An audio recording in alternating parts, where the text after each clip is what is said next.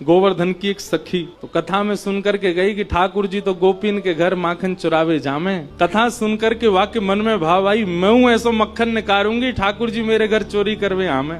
अभी की बात है, इसी कलिकाल में अब मक्खन निकाल लियो, निकाल करके माने मटका में मक्खन सजाए लियो और वाकई मन में आई कि ठाकुर जी को कैसे पता चले कि मैंने मक्खन निकारो है। तो दर्शनार्थी दर्शन करने जाते थे, उन्हीं दर्शनार्थियों में मक्खन लेके जाती। तो सब तो सामग्री मंदिर में चढ़ा देते, वो चढ़ाती नहीं, पीछे खड़े होकर के वहीं से मक्खन के पात्र को ठाकुर जी को दिखाती और ठाकुर जी को दिखा कहती, धोरी गैया के दूध सो बढ़िया रात में जमाए करके मैंने दही निकारो, वह दही से ऐसा बढ़िया मक्खन निकारो लाला, लेकिन ये मैं तो दे के ना जाऊंगी, अपने घर में छीका पे लटकाए के रखूंगी, तेरी इच्छा होए तो चोरी करवे आ जाइयो। श्रीनाथ जी के मंदिर में जाके ठाकुर जी को लोभ देती है। सखी ने मक्खन ऐसे ठाकुर जी को दिखाया, लाला मेरे घर चोरी करवे आ जा, ऐसा बढ़िया मक्खन है। और वहां ने सब बता दियो, मंदिर से निकल के सीधे जाओगे, पोखर ते दाएं मुड़ जाइयो, वहां से बाएं मुड़ जाइयो, वहां सीधे आइयो, मई मेरो घर है और मैं घर के सब लोग सो जामे रात्रि में, तब आए जाइयो, चुपचाप चोरी करके जाइयो। लाला मैं बस इतना देखना चाहूं,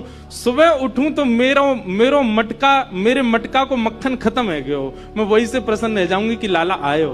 मुझे इच्छा ना है कि मैं तेरो दर्शन करूं, मैं तो पकड़ूं, मेरो मन बस ये कि मैं जो सामग्री बनाऊं तुम पाके चले जाओ। एक दिन निकल गया, ठाकुर जी नहीं आए। रोज सुबह सखी उठती है और मटकी उतार करके देखती मक्खन तो ज्यों को त्यों रखो है अभी भी। दूसरे दिन फिर नया मक्खन निकल, फिर गई ठाकुर जी को, लाला तू मान ना रहो मेरी बात, मैं तोकू दावे ते कह रही हूँ, ऐसा मक्खन तेने पायो नहीं होगा, तो एक बार आ जा। दूसरे दिन भी ठाकुर जी नहीं आए। अब वो रोज नए नए मक्खन निकाल के लावे और पीछे से ठाकुर जी को दिखावे।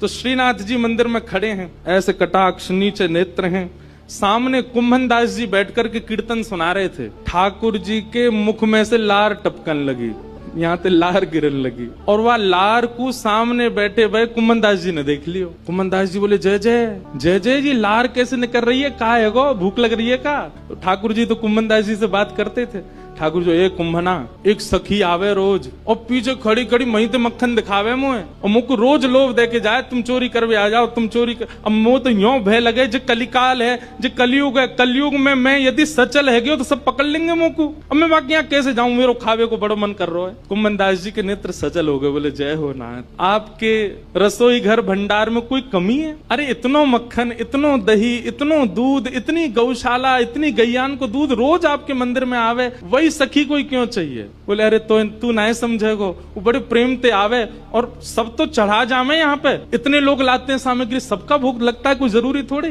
पर वाकई मन में ये भावना है कि तुम मेरे घर आओ, दर्शन भले